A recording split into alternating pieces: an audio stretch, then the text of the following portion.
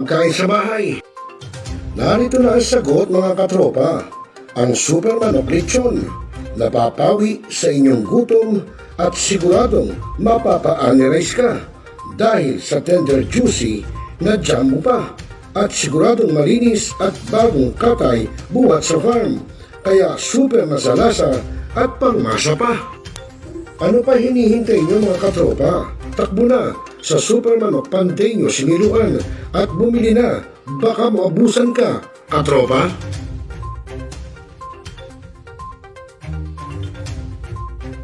Ngayon, just to continue, Mr. Clyde Teves, the person named in the search warrant, was not around during the implementation of the search. Talakayan. Representative. Opinion.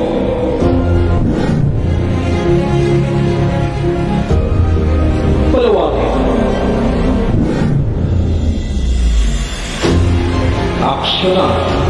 Kasama si ROCEL LO PEZ dito na sa Yung Millennial 9 TV. Barangay, pangunahing unit ng pamahalang lokal kung saan dito pinag-uusapan ang bawat sigalot ng mga residente ng bawat barangay. Dito rin pinag-uusapan ng mga piling halal na opisyal na barangay ang mga proyekto para sa kanilang barangay. Kumustahin natin ang panunungkulan ni Kapitan dito sa Dama Barangay sa Millennial Online TV Worldwide, ang katropa ng bawat barangay. Ating tinatapos ang ating pagpupulong. Maraming salamat po sa inyong pagdalo at tapos na po ang ating session. Enjoy na po tayo.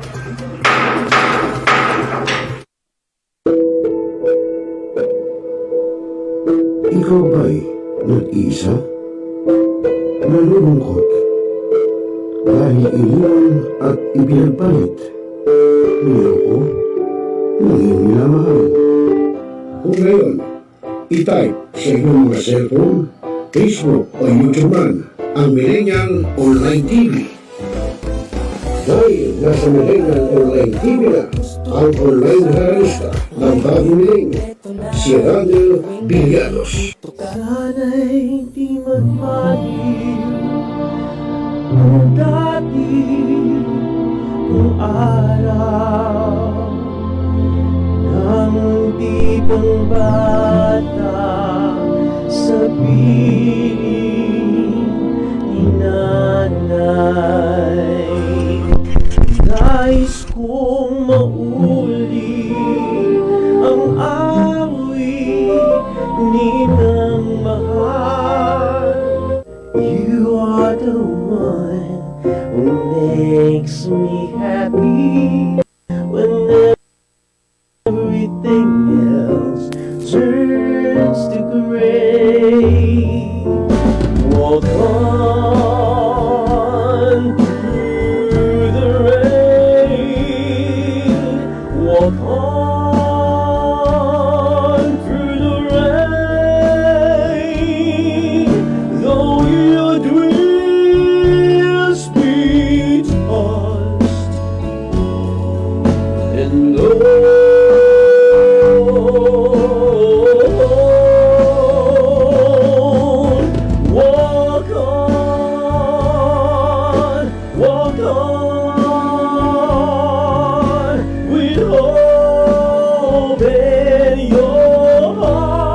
At haharanahin kayo ni Randall ng iba't ibang awitin para maibsan ang inyong inip at kalungkutan kahit nasaan man kayo.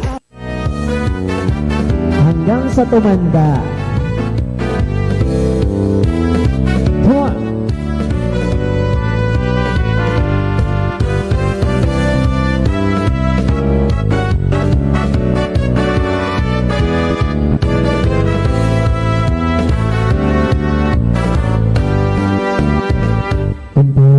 Matanda na, sana'y di tayo magbago. At pwede rin kayo makidulit kay Randall tuwing Huwebes ng hapon. Ano pa hinihintay nyo mga kamilenyo? Tawag na!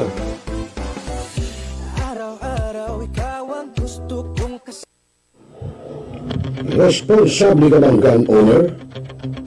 At mahaba ba ang iyong pasensya? At hindi ba initin ang iyong ulo? Alam mo rin ba ang batas hinggil sa pag-iingat ng baril o firearms? Kung hindi, A responsible gun owner. Are you a responsible gun owner?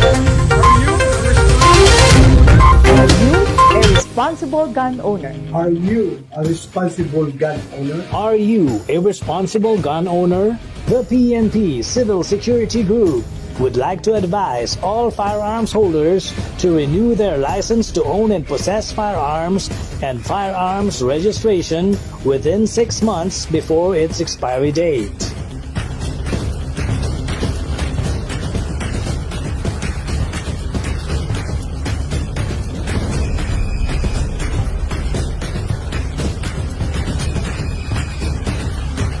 Tumawag na at makipag-ugnayan.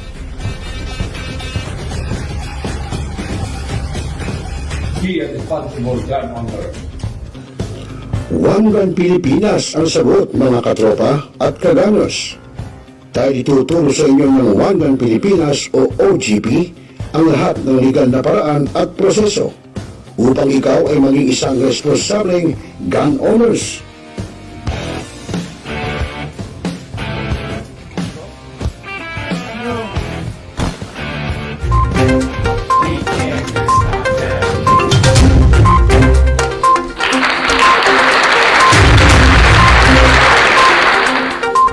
Magandang gabi, Pilipinas. Magandang gabi, Luzon, Visayas at Mindanao. Magandang gabi sa iyo, Luz Biminda. Abay, ikaw ay paulan na naman kanina. Pero huminto naman agad, medyo parang ulambon lang. No, hindi naman ganong kalakas. Siyempre, kahit paano, nakakapangamba. Lalo na yung ating mga kababayan, yung ating mga commuters, no, yung mga nagtatrabaho, walang mga dalang panangga sa ulan. Kaya, Luz Buminda, wag naman muna. Kawawa naman yung ating mga kababayan. Bueno, mga kaibigan, magandang gabi sa inyong lahat, no? At welcome sa program ang Tropa. Siyempre, dito lamang sa Millennial Online TV News and Updates. At siyempre, ako yung lingkod, ROCEL Lopez. Kasama natin sa technical side, si Mr. J. Abay, palakpakan mo nga sarili mo, Mr. J. At tayo nga, mga kaibigan, medyo, alam niyo naman, medyo, ano? Oo, medyo maitim tayo ngayon, no? Okay lang, oo. At yun nga mga kaibigan, oras natin sa udyat, abay alas 6:23 na po ng gabi, Philippine Standard Time. At yun, magandang gabi kay Francis Pana Mendenilla. Palakpakan mo nga Mr. J, yan. Yan po si paring Francis Pana Mendenilla ay taga MMDA po. Hindi ko na alamin, hindi ko na sasabihin kung saan division sa MMDA, no? Baka mamaya puntahan nyo pa ha? Oo, mahirap na. Magandang gabi sa iyo, paring Pana. Abay si Pana, nabuhay mo na At magandang gabi kay Kuya Ricky Boy, kay Brixman Saikir ng lalawigan ng Cebu. Magandang gabi sa iyo, Kuya Ricky. Kaya si Ricky Boy, bakit ba ganito ang natin, ang ating face lock, Mr. J, no? Tingnan mo nga yung ating face lock, no? Oo, ba't ganon? Oo, ba't ganon ang ating face lock, di ba? So, ba't parang medyo kwan hindi ayos yung ating face lock. Medyo ayusin mo nga ng konti, Mr. J, yung ating face lock para naman makita naman maganda yung ating medyo hindi ayos ang ating face lock medyo ayusin mo nga ng konti, Mr. J. Dali lang mga kapatid medyo papaayos lang natin konti, medyo paliliwanagan lang natin ng konti, no, kay Mr. J. Yan, ayos na ba? Yan, yan, medyo kasi medyo parang napakadilim natin Good evening daw, sabi ni Ricky Boy ng Cebu. Magandang gabi sa iyo, Ricky Boy. Diyan ba umuulan? Maulan ba dyan sa Cebu? Abay, dito medyo umuulan-ulan din Alam ko kahapon umulan sa may Bulacan, no? Isang araw pa. Pero umaraw naman, kahapon ng hapon, medyo umaraw, kaya okay naman. Okay sa mga kaibigan, ngayon po ay araw ng Huwebes, anong petsa na nga ba? A5, tama ba? A5 ng buwan ng Hunyo, June 5, no? Taong 2025. At araw ng Huwebes, samba po na sektang Iglesia ni Cristo. Ayun. Oo, medyo ano to yan. At siyempre po mga kaibigan, yung ating mga double cuts, yung ating mga netizen, magandang gabi siyempre sa ating mga ka-gunners ng One Gun Pilipinas, no? Siyempre sa pangunguna ng aming presidente, wala iba kundi si President Asher Maghinang, at siyempre si Admin Corixman, si Idol. Ayan, yung ating idol sa One Gun Pilipinas. At ganyan din ng grupo po ng Media Rider Eagles Club na Central Luzon Region 45 ng The Fraternal Order of Eagles, Philippine Eagles Incorporated. Magandang gabi. At siyempre po sa aming governor, walang iba kundi si Governor Rafael Agkawili ng Central Luzon Region 45. Ayan, at siyempre po yung aming grupo, yung Media Rider Eagles Club, siyempre po sa pangunan niyang lingkod, at siyempre po ang ating Kuya Vice na si Kuya Angelo Macaraig, si Kuya A. At ganyan sila Kuya Anthony Bautista, sila Kuya Teng Diaz, Kuya Marvin Dilloso, at Gina Mape, sila Kuya Peter Granada, RJ, ano pinito ni RJ? Limutan Kuya Jason Montances, tapos si Kuya Christian Gatasi, no? Magkasama kami kanina, meron kaming nilakad from City Hall ng Malabon up to City Hall ng Valenzuela, no? Magandang gabi sa iyo Kuya Christian at kay sa iyong misis. Magandang gabi, salamat. At siyempre po sina Kuya Roan June, yun, June Roan. At siyempre po sino pa ba ating mga kasama sa grupo? Oo. Bisa nalilito na ako dahil sa marami kasi si Kuya ROCEL Santos, ayan, kasama yan ang kasama natin sa Media Rider Eagles Club, ayun. Good evening daw sir, walang ulan dito, buti pa dyan sa Cebu, walang ulan, abay dito naku po, Kuya Ricky Boy kahapon pa sa Bulacan, naku talaga naman yung ulan, grabe, oo yan. At yung outgoing governor dito sa Cebu, Gwendolyn Garcia, parang walang balak bumaba sa pwesto. Sir, nako, wala daw balak bumaba sa pwesto, no? Itong dating governor, no, ng Cebu na si Gwendolyn Garcia, mukhang may politika yata ron. Malalaman natin ako, mukhang magulo yata sa Cebu, no? Sino nga ba yung nanalo dyan sa Cebu, Ricky Boy? Nakakalimutan ko yung pangalan, yung nanalo niya sa Cebu City na governor. Oo, parang wala daw balak bumaba sa pwesto. Naku, mahirap yan. Gulo yan, malaking gulo yan. Kung siya nanalo, natalo siya, dapat bumaba na sa pwesto. No? Ngayon, kung halimbawa namang merong petisyon, hintayin niya muna yung petisyon na aprobahan ng COMELEC or ng bago siya bumalik sa pwesto. Pero sa ngayon, may desisyon na tananalo sa COMELEC yung kanyang kalaban, dapat lang bumaba muna siya sa pwesto. Okay mga kaibigan, tuloy-tuloy tayo sa ating programang Tropa, Thursday edition, no? Siyempre dito lang sa Millennial Online TV News and Updates. Si Francis Mendilini at po si Parimpana sa kababutante Parimpana, Malabon o Nabotas. At alam niyo, minsan nakakalungkot to, sa totoo lang, yung ating mga kababayan na bumoto nitong nakaraang eleksyon, yung bang ang inaasahan nilang manalong maupo sa pwesto, yung kanilang iniidolo, hindi ho nanalo. No? At ang nanalo ay iba. So, meron yung ganun senaryo.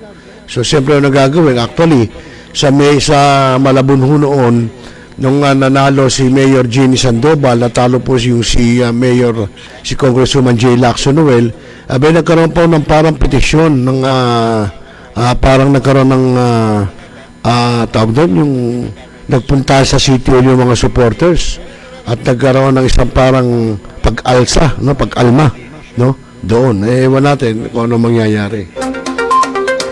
Ayun, ang nanalo raw ay si Pamela Baricuatro, no? Yan daw ang pumalit, yan daw ang tumalo kay Gwendolyn Garcia ng Cebu City bilang gobernador. Kuya Ricky Boy, kung makukuha mo contact niyang si Governor Pamela Baricuatro, pakikuha mo.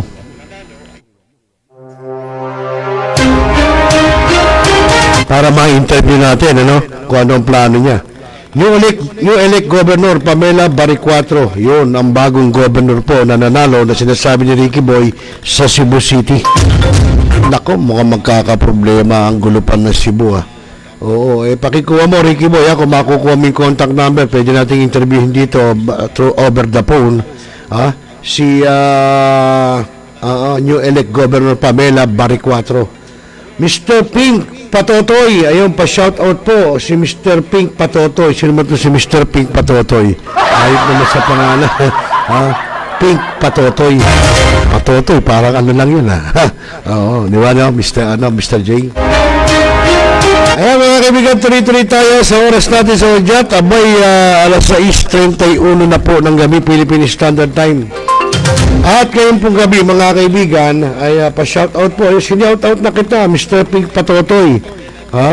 Ano ba ito si Mr. Pink Patotoy? Nakakatawa naman ikaw talaga, Mr. Patotoy. Ngayon mga kaibigan, siyempre 2025 after na election, siyempre mayroong sesyon ang Senado. At nagkaroon po sila na isang live session at panoorin natin, pakinggan natin kung ano yung mga kanilang inaprubahang batas, inaprubahang pondo, no, ng Senado. Alam ko merong mga universidad, no, mga state university na inaprubahan yata nila yung pondo.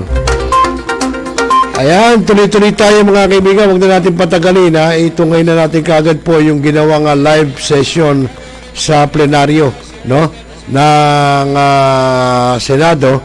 At siyempre po doon nanguna yung siyempre si Senate President Chis Escudero, no, siyang Senate President, at malaman natin ano ba yung inaprubahang batas at ano po yung mga pondong inaprubahan, particular sa mga lalawigan. Alam ko nga meron mga state university na magdadagdag ng universidad sa isang lugar. May sinasabi nga doon si Senator Peter Cayetano, parang meron ng state university, parang kulang pa rin. So alamin natin, para nalalaman po ng ating nasambayan ng Pilipino, no, kung ano-ano yung mga ginagawa po ng ating mga mabatas, ng ating mga senador, ngayon pong matapos ang halalan. Narito po. The 53rd session of the Senate in the 3rd regular session of the 19th Congress is hereby called to order. May I call on Senator Mark A. Villar to lead the chamber in prayer. You may proceed, sir. Let us put ourselves in the holy presence of our Lord. Heavenly Father, we gather before you seeking your divine presence as we open our session today, together with all my colleagues here in this august chamber, the entire Senate staff, our guests, and the Filipino people. We wish for your divine grace as we deliberate on measures for the improvement of the services we deliver to our fellow Filipinos. We lift our hearts to you, united in the desire to faithfully accomplish our duties in accordance with your will. Lord, we are also humbly asking for your forgiveness for our shortcomings and the lapses in our judgment. Lord, we ask for your amnesty for our moments of weakness and sins. We thank you for the clarity of minds and proper reasoning you have granted upon each of us throughout the 19th Congress. As we near the conclusion of the 19th Congress, we seek your continuous grace and enlightenment in making the last sessions of this Congress fruitful and productive. It is through you that we're able to have fruitful discussions of the measures and bills for the Filipino people. We thank the wisdom you have bestowed to every colleague, Senate staff, and every stakeholder we touched upon the past years.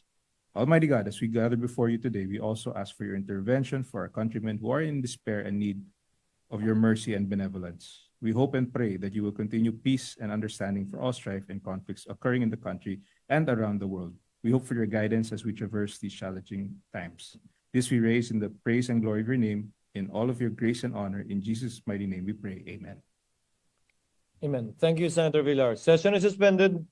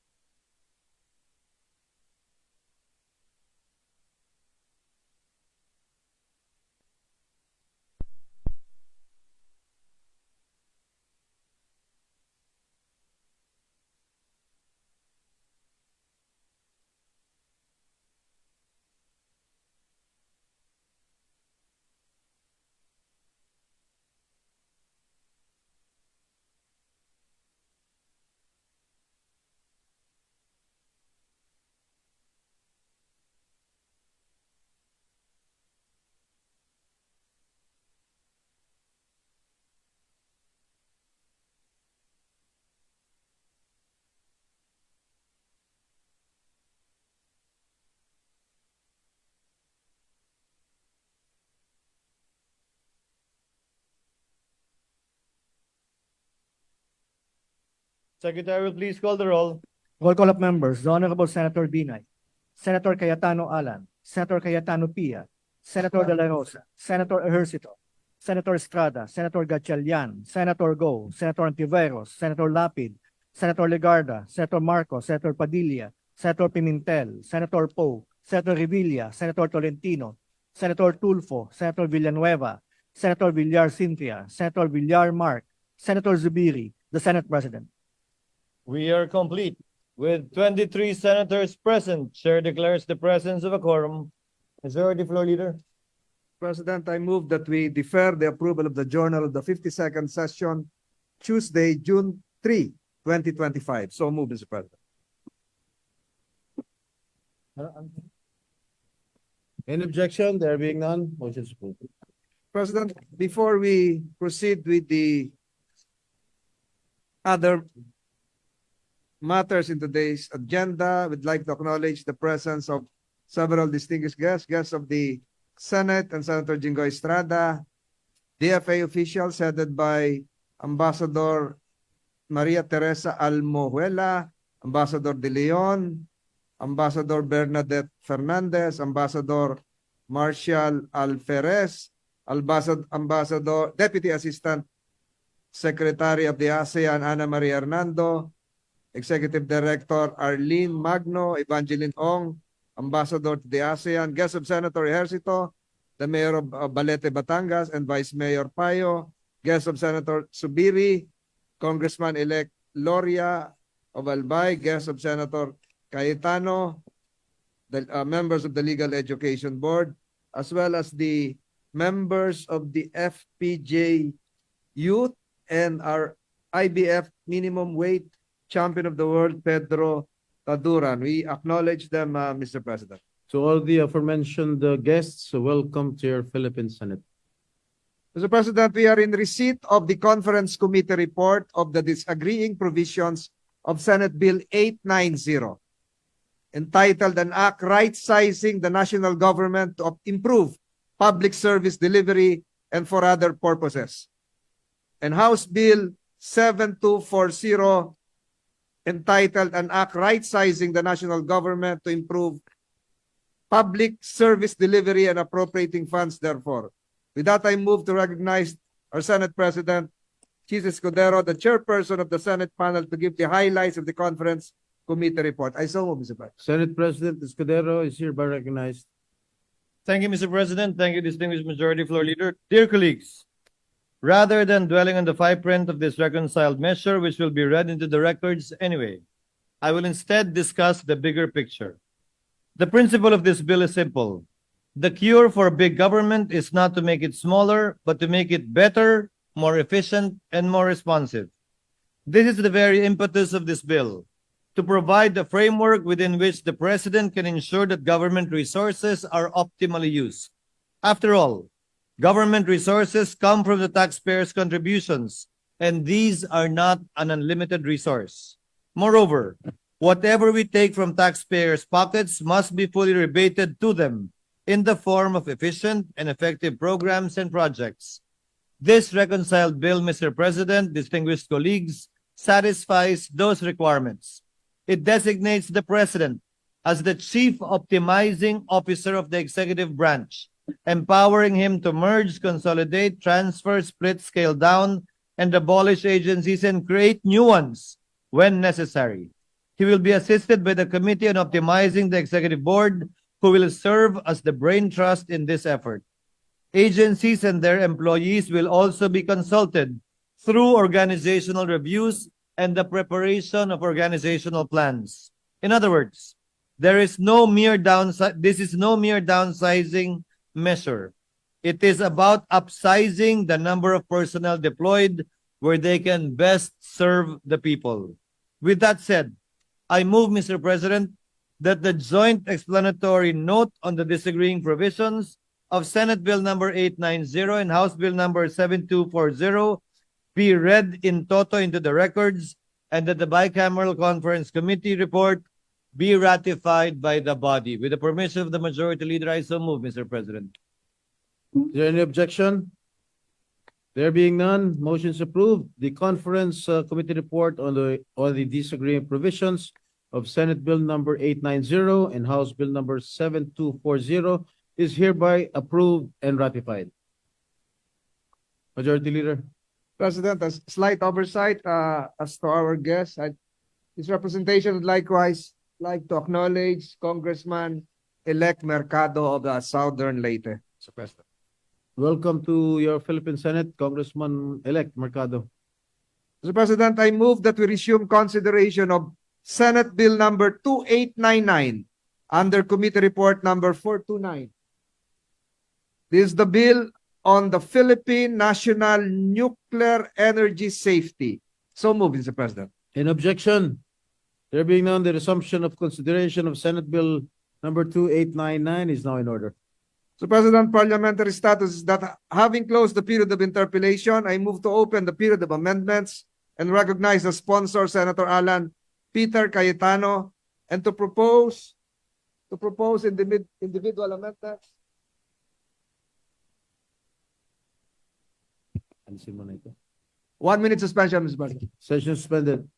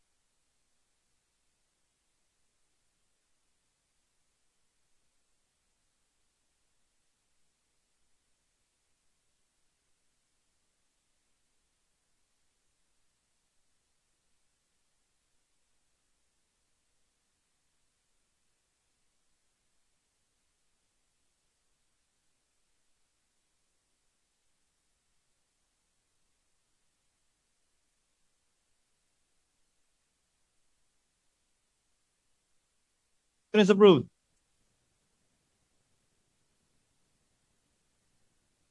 Thank you, Mr. President.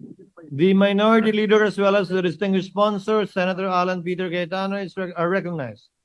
May we know how many House bills are we considering, Mr. President, and the subject matter? Mr. President, Mr. President, the Dinagat Island State College, Sarangani State College, Baao State College in Camarines Sur, and the Aurora State University of Science and Technology. Mr. Thank you, Majority Leader. So this is an omnibus interpellation, so to save time. With the permission of our sponsor, can you tell us more about the four House bills, Mr. President? Are we creating or establishing from scratch a state college, or are we converting an existing educational institution into a state college, Mr. President? Good afternoon, Mr. President, Mr. Minority Leader. Thank you for this opportunity. After this, Mr. Minority Leader, meron pang isa yung PhilSCA. But to answer your question now, we're covering only we're covering four now. Then we have one more. Na it's quite a good bill, no? So to answer directly your question, so dun po sa, let's start po with Sarangani, because I was surprised nga na okay, na walang state university sa province of Sarangani. So dito po, establishment po ito. Totally new. Totally new. Yes. Totally new. Okay. Meron na ba dito? Okay. Same po sa Dinagat Islands, wala pa po tayong state U doon. So totally new din po ito.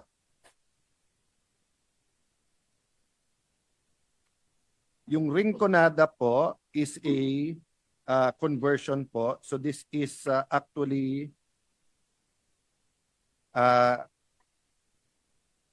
local university. So mag-upgrade po sila. What is that, Mr. President? House Bill number? Yung Mr. President, yung 542, yung sa Kamsur po to. Yes. We are converting the Baao Community College into a state college. University. And then yung conversion din po yung sa Aurora State College of Technology in the municipality of Baler. Yun po. From state college po, an upgrade to a state university. What will become of the name of the Aurora State College of Technology? Are we also changing it, Mr. President? Yes, Mr. President. It will become the Aurora State University of Science and Technology. So we are actually adding the word science. Tama po ba yun? Yes, Mr. President. Aside from, of course, changing college into universities. Yes, Mr. President. And I think, Mr. President, nowadays, mas appropriate na both science and technology nandun. Sige po. And I'm sure, pati yung curriculum siguro or courses to be offered by in that new university will be upgraded or heavy in science and technology? Actually, Mr. President, I was blessed to be in one board meeting sa UP where the discussion was whether magpapasakop sa standards ng CHED yung UP o hindi. At doon medyo exhaustive ang discussion ng ating outgoing CHED chairperson. Let me honor him by mentioning yung sinabi niya doon. At very exhaustive po ang mga requirements ng CHED ngayon. But the good thing is, when you meet the CHED requirements, meron din po silang mga programs at funding na nakalaan. So actually, hindi lang po kailangan ma-meet ng mga state universities ang requirements bago natin ipasa. They need to meet the requirements then standards sa bawat kurso at saka to get the diploma course. But may incentive din po yung marami dito sapagkat tinali din nila sa ibang mga programs, whether international or local, na may funding. So to answer directly your question, opo, none of these bills here are giving them the powers ng katulad ng UP na medyo mas may malaki ang independence. So from financial to the academic, all of the requirements sa CHED pa rin po. Mr. President, was the committee informed that in the province of Camarines Sur, there is already a Camarines Sur Polytechnic Colleges, which is that also state funded? State funded po ba yan? Is the committee aware of the existence of Camarines Sur Polytechnic Colleges? Well, 2 points, Mr. President, and the CHED did inform us. First, there is an existing polytechnic.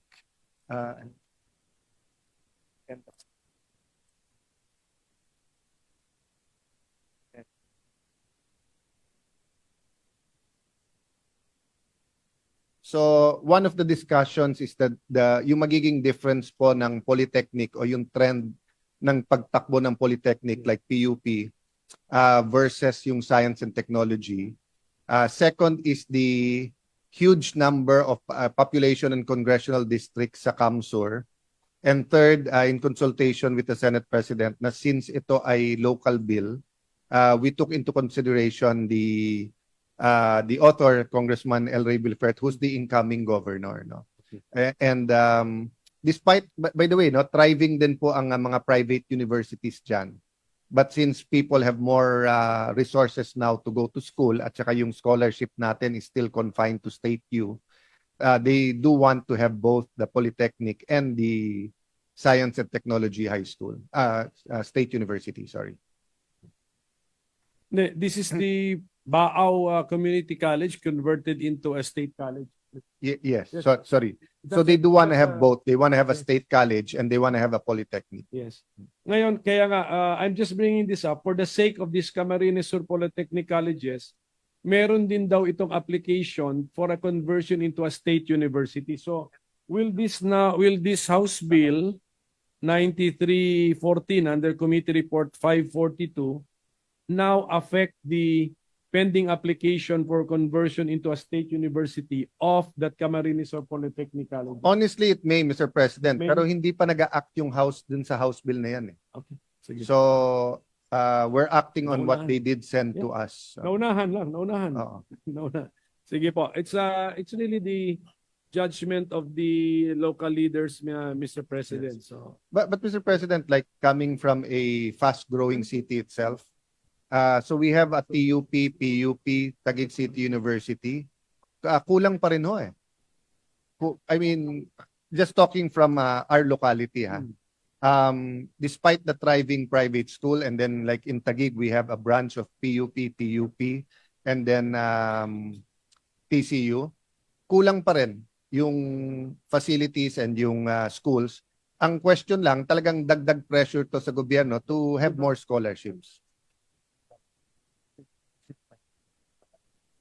hindi, mas malaki lang kasi marami. Sige po, ano po ang budgetary implication po nitong 4 na bills natin, Mr. President?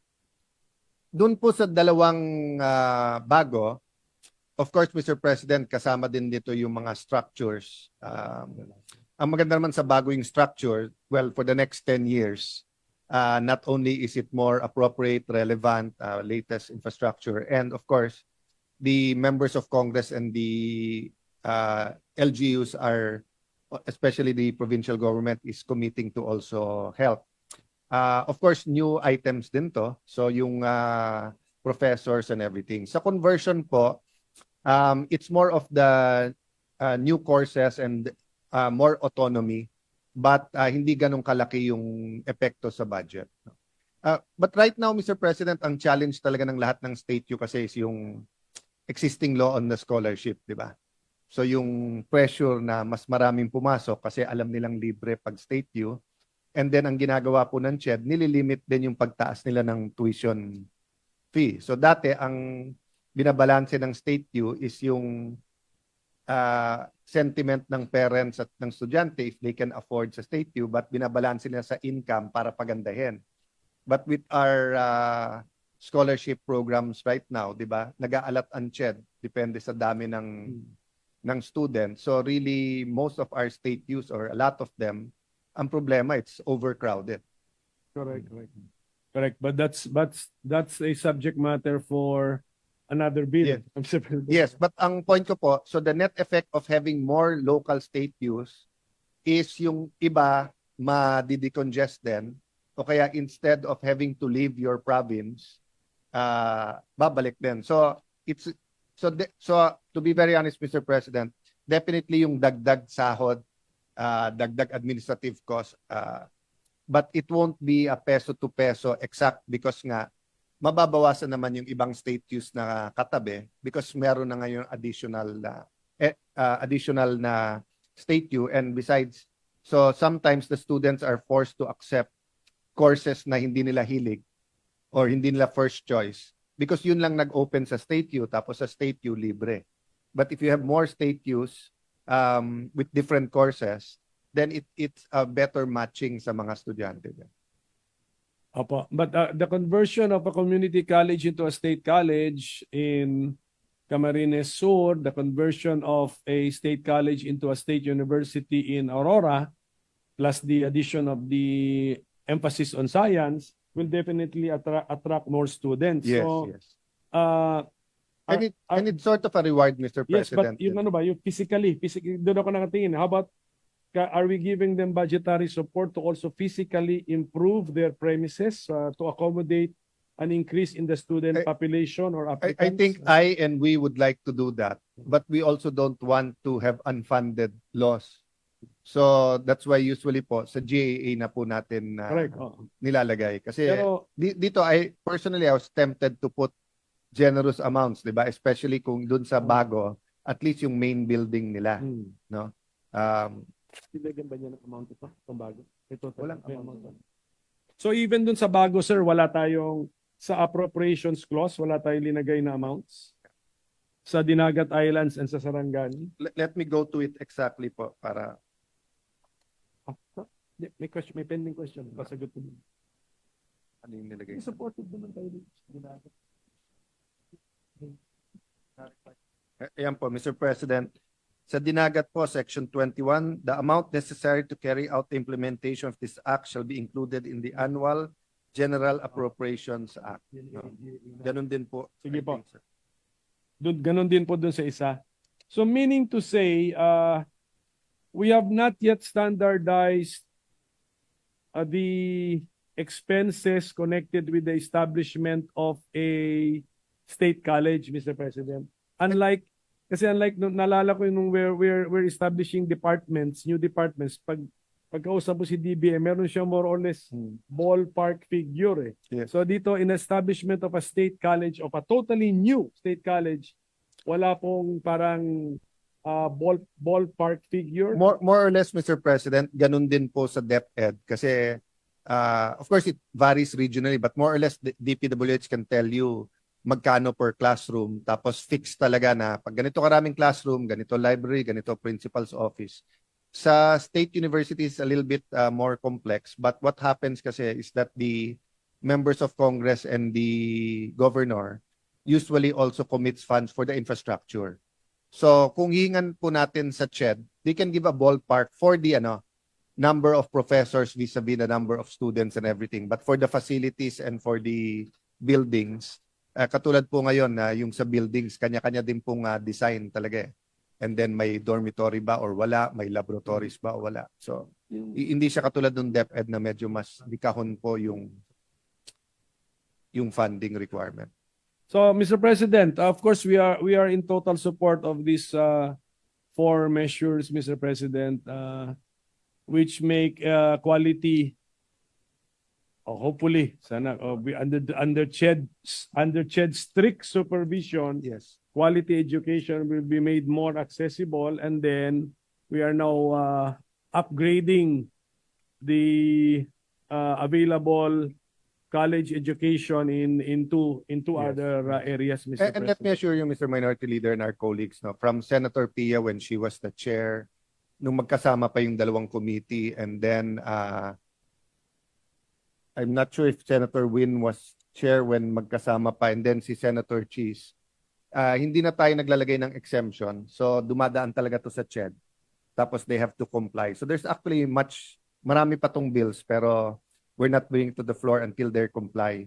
Nagkaroon ng time na naglagay pa tayo ng parang they have to comply within 3 years. Diba? Pero ngayon, hindi na po. Mas bago na. Yung CHED requirements, they have to comply. If not, we'll not bring for plenary actions. We won't bring this bill for plenary actions. Meron po bang time lag ito when we pass a law establishing a state college? Kasi parang may time lag kasi when we pass a law establishing a new court.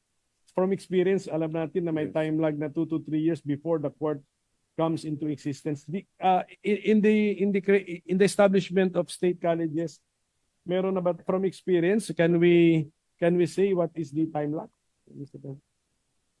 It really depends more on the construction or that's why mas madali yung conversion kasi operating na sila. Pero yung new, so for example sa new, isang requirement ngayon is may lupa na talaga. Dati kasi pag sinabing maraming lupa dito, maraming magdo-donate, ano natin. So mas ano yung delay, no? Yung timing now is good because mahahabol pa natin sa DBM yung funding nito for 2026. Kaya ako natanong, na-excite lang po ako para sa mga constituents natin sa Dinagat Islands at saka sa Sarangani. I agree, Mr. Kung marinig nila yan, baka they will be looking forward that then it's now this state college. I agree with you. And then it takes 2 years, 3 years. By that time, yung freshman, third year na sa ibang university. So I agree with you, Mr. President, that we should expect a shorter timeline. But usually kasi yung buildings, especially if it's 4, 5, 6 floors, mga 1.5 to 2 years talagang gawin. Sige po, with that, Mr. President, so I express my full support to these 4 House bills in the name of more accessible quality education, Mr. President. I congratulate our sponsor. Sir President, maybe I can just add one input inspired from what you said na ma-excite sa kanila. I remember years ago, no, nung nasa Congress pa ako, first 3 terms, may kumausap nga sa akin na sabi niya, ikaw ba pag nagpagawa ka ng bahay, ikaw ba yung gumagawa ng kusina? Or do you let your wife design the kusina kung siya ang gagamit? Of course, if you are chef, ikaw, no? Sabi ko, ba't mo tinatanong yan? Kasi usually daw tayo sa Pilipinas, when we make a school, DepEd or ano, pagtapos na, saka natin i-appoint yung principal, headmaster, or presidente. Sabi nila, like sa UK, many of their schools, appointed na. Para trabaho din niya to build. Para may accountable na rin at hindi papalit-palit. Maybe that's one thing we can ask Ched dito sa dalawang university na to, na hindi mo hintayin matapos lahat saka ka mag-elect ng Pangulo dyan. Mag-elect tayo ng magpapatakbo niyan and then kasama siya sa pagpaplano ng pagpapagawa. Let me check on that, Mr. President. But I agree with you, it shouldn't be a running target. Kailangan may target. That's a good idea from our sponsor, Mr. President. But for as long as meron na yung law, kung effective na yung law, there's legal basis to kasi part of the establishment of a school or a college won't only be the hardware, but also the software and the people, which takes time, people running it. So that's a very good idea, Mr. President. So thank you once again. Thank you. President, before we move for the approval of these measures, may tanong lang po ako isa, Mr. President, with the permission of the gentleman, Senator Cayetano. The majority leader may proceed. It'll be an honor, Mr. President. Mention was made a while ago of community colleges. May we know from the good gentleman if there is an existing category right now of community colleges, because eventually community colleges would want to be elevated into a state college. After it become a state college, it'll be a state university. Do we categorize this? Kasi we're supportive of this measures. At ako po, meron din karanasan. Ako po yung nagtayo ng City College of Tagaytay before. Global College, natulungan ko rin sa Batangas. And I remember I helped in the establishment of the Alicia Colleges in Bohol. Yeah. So, do we have a category of this? And then, ma-elevate. Gaya ng mga munisipyo natin, 4th class, going to third class, Mr. President, second class? it's a very good question. My personal view is yes and no. No, no, because it's not katulad nung state college then state university na may, it's not like a rank na teniente, major, kapitan, major, colonel. Because one, the community college is LGU run. Okay. So it's not apples to apples na mas maganda yung isa sa isa. So some people will argue na yung ganitong, let's say, pamantasan ng Maynila is better than ganito State U, etc. No? But there are distinct but why yes? Yes, because it's aspirational for many to become the highest form of state university. But what happens, Mr. President, is that the LGU and the representative, the congressman or woman, weighs the benefits and the alternatives of leaving it as an LGU-run university and a state university. But through the scholarship laws now, so nung unang interpretation ng batas, hindi binibigyan yung local, at saka yung CHED approval was hazy, but I think it was Senator Win who was the first also to fight for that, na yung mga local universities ay kailangan kasama din sa scholarship. So right now, Mr. President, it's not hindi parang PNP, AFP na magkaiba lang pangalan pero pareho bang general yan? 'Di ba? Because so if you have, let's say, a Tagaytay City University, it could be so good. You don't want it to become a state university. But you may have reasons, including funding, or halimbawa yung professors, they want to be classified also under the CHED classification, no? But the similarity is the standards, di ba? Yung what CHED has embarked on now is the accreditation process while respecting the autonomy of the local government. So perhaps, Mr. President, in the near future, we can craft a legislation that would categorize all of this. We have hundreds of community colleges, and these are all market-driven. Yung ibang napuntahan ko, sabi ko, bakit ang nandyan ay puro criminology? Bakit puro nursing? Kasi ito lang yung gusto.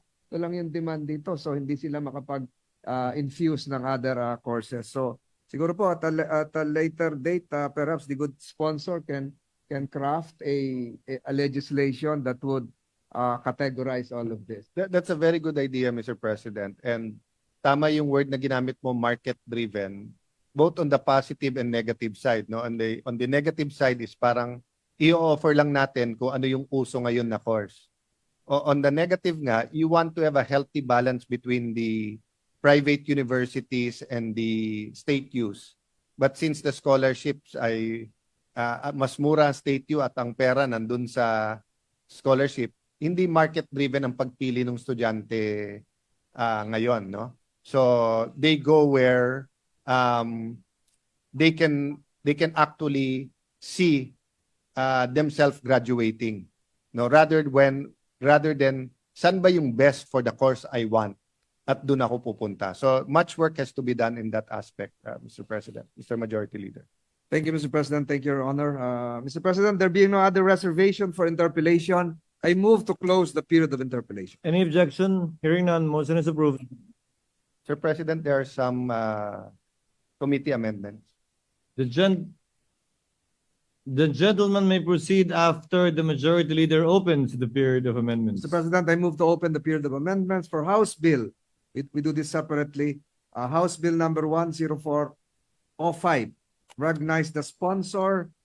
Again, Senator Alan Peter Cayetano for the committee amendments insofar as the bill concerning Dinagat Islands State College. Any objection? Hearing none, motion is approved. Senator Cayetano is recognized to propound you. amendments. Apologize for mentioning na meron committee amendments. Baka lang kasing ma-close, but meron nga pong. Thank you, Mr. Majority Leader. So, Mr. Majority Leader, on Committee Report 530, an act establishing a state college in Lone District of Province Dinagat Islands and appropriating funds thereof. On page 9, line 16, section 26, insert the word complete after the word its. So moved, Mr. President. Any objection? Amendment is approved. Mr. President, sorry. The next one, Mr. President, is for the state. So wala na, sabi na. Yeah, so Mr. Majority Leader, wala na po for Committee Report 530. Majority Floor Leader? Mr. President, I move to approve on second reading. I move to close the period of committee amendments, Mr. President, insofar as House Bill number 10405, Mr. President. Any objection? Hearing none, period of amendments now closed. Mr. President, I move to approve with the consent of the body on second reading, House Bill number 10405. So move, Mr. President. Any objection? Hearing none, House Bill number 10405 is approved on second reading. Majority Leader? Mr. President, I move to open the period of amendments for House Bill number 10622. This is the Sarangani State College, and recognize again the sponsor, Senator Alan Peter Cayetano, for the committee amendment. So move, Mr. President. Senator Cayetano is recognized to propound Mr. amendments President. to the aforementioned bill. Same amendment, Mr. President. On page 9, line 22 of section 26, insert the word complete after the word its. So move, Mr. President. Any objection to the proposed amendment? Hearing none, amendment is approved. Majority Leader? Mr. President, I move to close the period of committee amendments. So move, Mr. President. Any objection? Hearing none, motion is approved. Mr. President, with the consent of the body, I move to approve on second reading House Bill number 10622. So move, Mr. President. Any objection? Hearing none, House Bill number 10622 is approved on second reading. Mr. President, I move to open the period of amendments for House Bill number 9314. This is the Bao State College in Camarines Sur. Recognize again the sponsor, the Honorable Alan Peter Cayetano, for the committee amendment. So move, Mr. President. Any objection? Hearing none, motion is approved. Senator Cayetano is recognized to propound amendments. Thank you, Mr. President. Mr. President,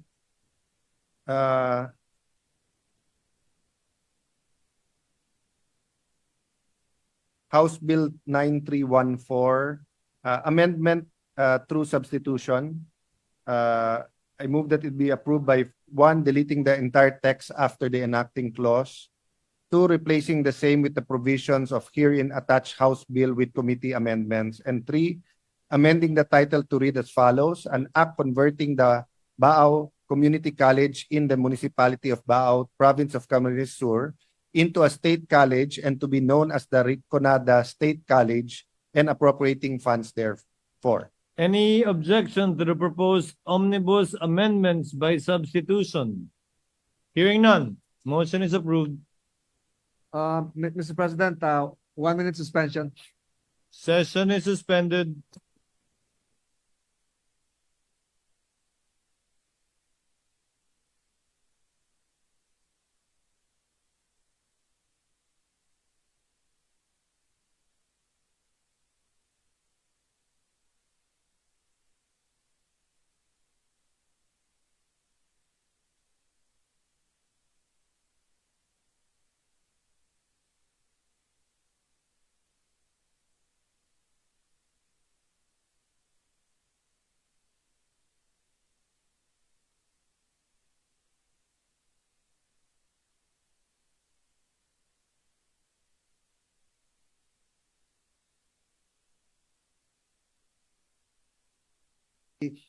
The minority leader inquired as to the change of name, Rinconada being the district that includes Bao in Camarines Sur, Mr. President.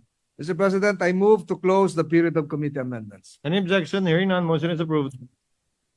Mr. President, I move to approve on second reading House Bill number 9314. So move, Mr. President. Any objection? Hearing none, House Bill number 9314 is approved on second reading. Mr. President, I move to open the period of amendments for House Bill number 9642.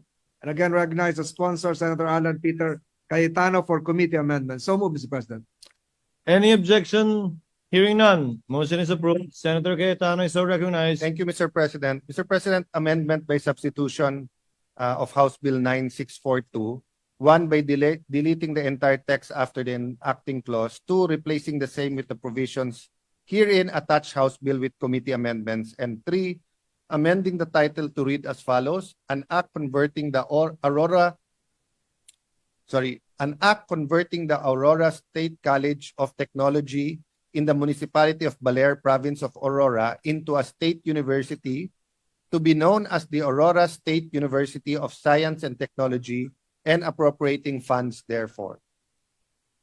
So move, Mr. President. Any objection to the proposed amendment by substitution?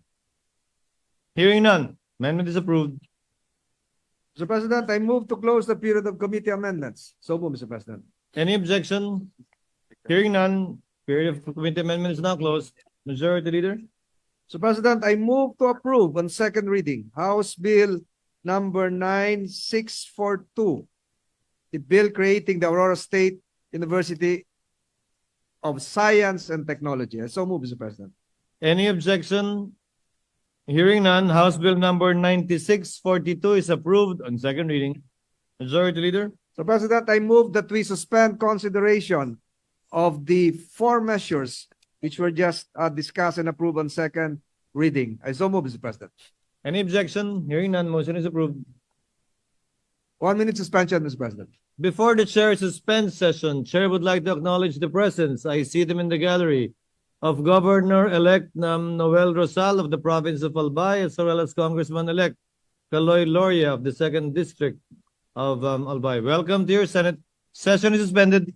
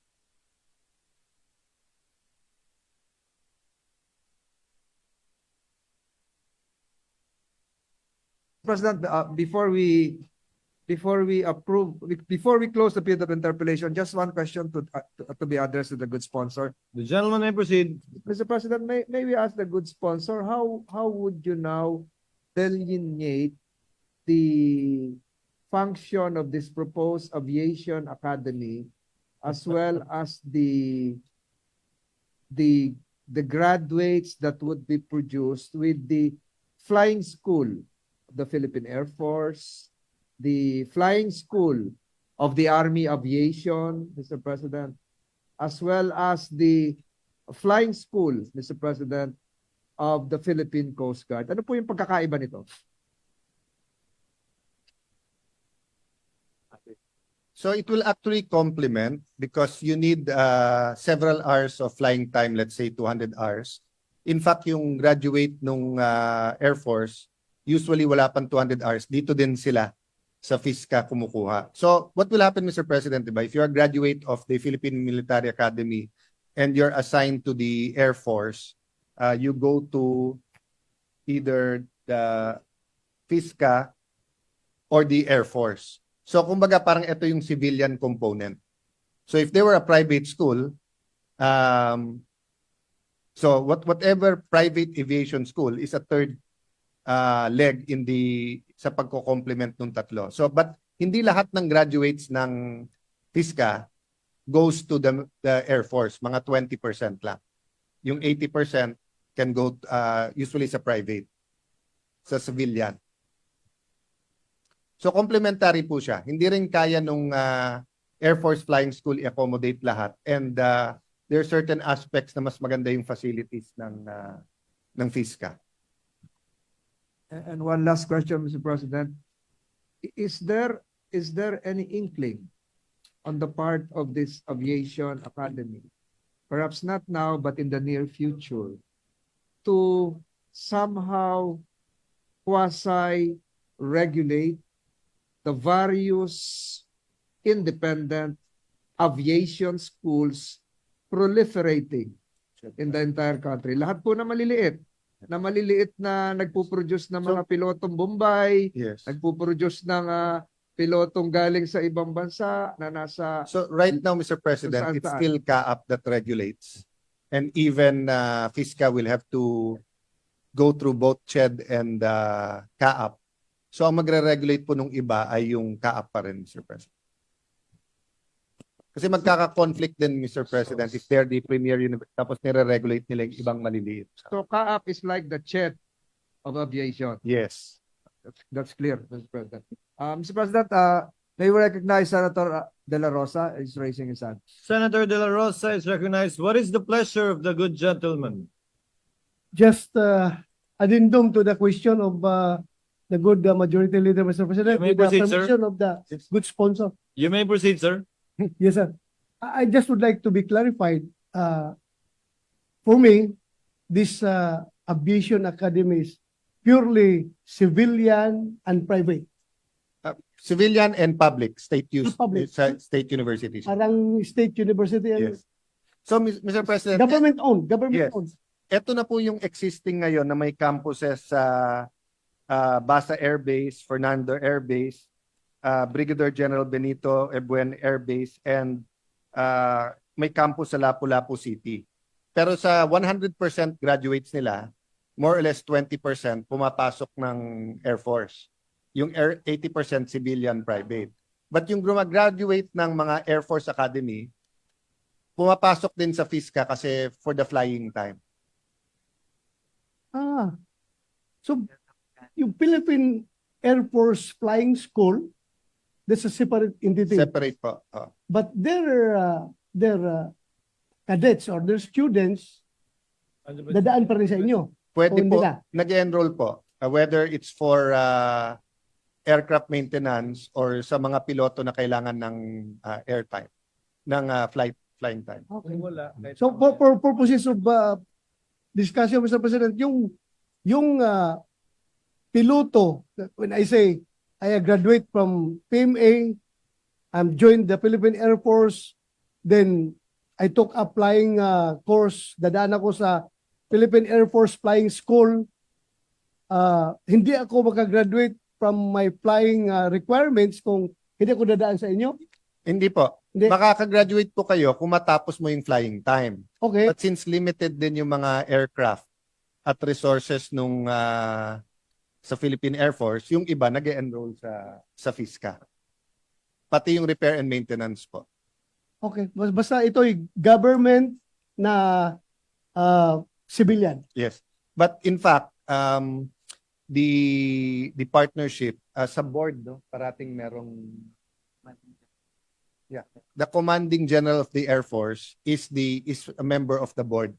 So, Mr. President, yung arrangement dito is just a pure memorandum of agreement between, kasi sabi nyo may mga kampo kayo sa loob ng Yes. So it's now mga in partnership. Philippine Air Force bases. So sa una nating ginawa, makukuha na nila. Pero ang sinabi ng Armed Forces ay hindi sila pabor na ibigay muna kasi depende sa development ng kampo. So what's going to happen is that in the future, they're going to look sa mga tabi ng kampo at yung iba. But in the meantime, tuloy yung agreement with the Air Force at the Armed Forces of the Philippines. I'm sure because, the security security consideration Yes. comes into play pagdating dyan. Dahil ito yung mga civilian students, tapos ihalo yung military students sa loob pa ng campus, loob ng training camp ng Air Force. I'm sure kinukonsider Yes, nila yan, yes. di ba? And vice versa also, Mr. President. And I'm glad Senator De La Rosa asked that. Kasi, di ba, after 911, pag marami kang unregulated na flying school, then nakakakuha din ng lisensya. So, ang beauty din nito, dahil kailangan din nila sumunod sa regulasyon ng kampo, and then meron sila, yung commanding general ng is in their board, nakakalo na rin yung patriotism, nationalism, but also the security aspect of aviation. Kaya nga, Mr. President, what I'm trying to drive at is that kung ako, mas feeling secured ako sa itong kanilang Setup. aviation school kumpara doon sa mga ibang school na sa malayo sa military camp. Yes. Kasi sigurado ako, they're observing military protocol sa loob ng kampo. Yes. Di ba? Yes. So, whereas yung kung saan na lang na flying school, dito na lang ako. Masigurado pa ko itong mga produkto nito na vetted properly ito. Then, pupasok ng kampo eh. 100%, Your Honor. That's why every step of the committee hearing then may several representatives ng AFP. Kasi iba pa yung sa Air Force, iba pa yung head ng mga kampo. Then I think even yung sa judge advocate. Yeah, even sa Jago nag-attend din. Thank you for that clarification, Your Honor. Mr. President, thank you. Thank you, Senator De La Rosa, Majority Leader. Thank you, Senator. Pag natutong lumipad si Senator, bato-bato sa langit. Mr. President,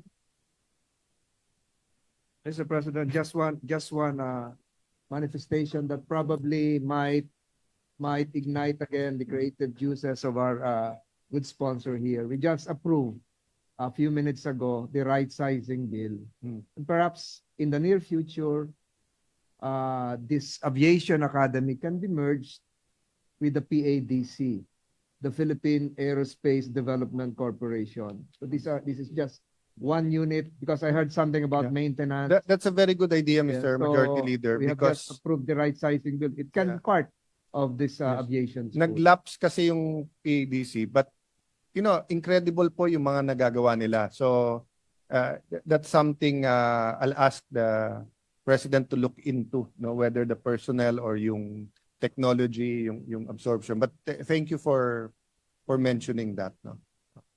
Mr. President, I think there are no other reservations for interpellations. I move to close the period of interpellation. Is there any objection? Hearing none, the motion of the Majority Leader is hereby carried. Mr. President, I move to open the period of amendments, but I understand that there are no committee or individual amendments, Mr. President. Is that correct, Your Honor? There are no committee amendments, Mr. President. So So we this- open now and perhaps a motion to, we open the period of amendments. So hearing from the good sponsor that there are no individual or committee amendments, I move to close the period of individual amendments, Mr. President. Is there any objection? Hearing none, the motion of the Majority Leader is carried. Mr. President, with the consent of the body, I move to approve on second reading Senate Bill number 2969. I so move, Mr. President. Is there any objection? Hearing none, Senate Bill number 2969 is approved on second reading.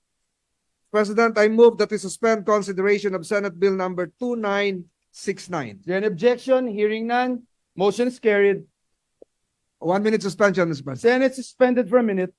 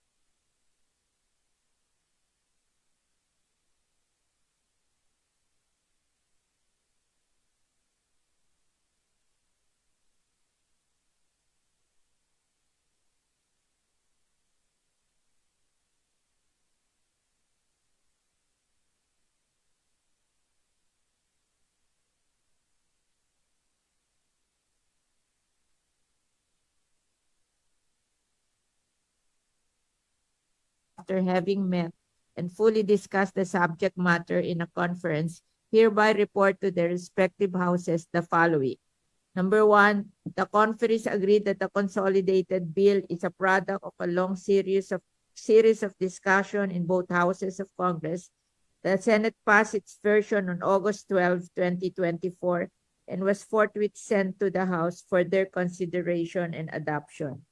The House version was passed on February 3, 2025, and was forthwith sent to the Senate. The short title of the consolidated bill is Animal Industry Development and Competitiveness Act. The Bureau of Animal Industry has been strengthened to be the implementing entity of this proposed act and is structurally equipped with a developmental arm and a regulatory and enforcement arm.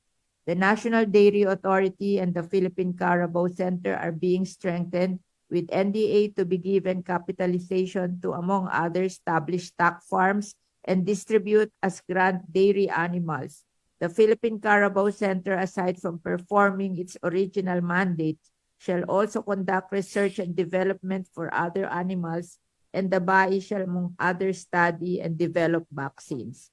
The Animal Competitiveness Enhancement Fund, which will be sourced from tariff collections from livestock, poultry, and dairy in the amount of 20 million per year, 20 billion per year for the next 10 years from the approval of this act, has been established.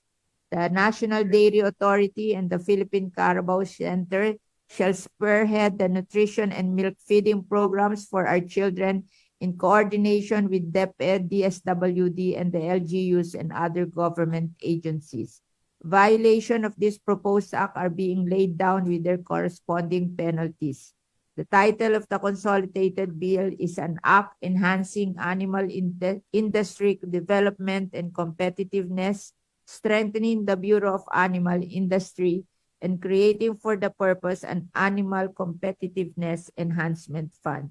With the permission of the body, I now move that we adopt the bicameral conference committee report on Senate Bill number 2558 and House Bill number 11355. Thank you, Mr. President. Thank you, Senator Villar, Majority Leader.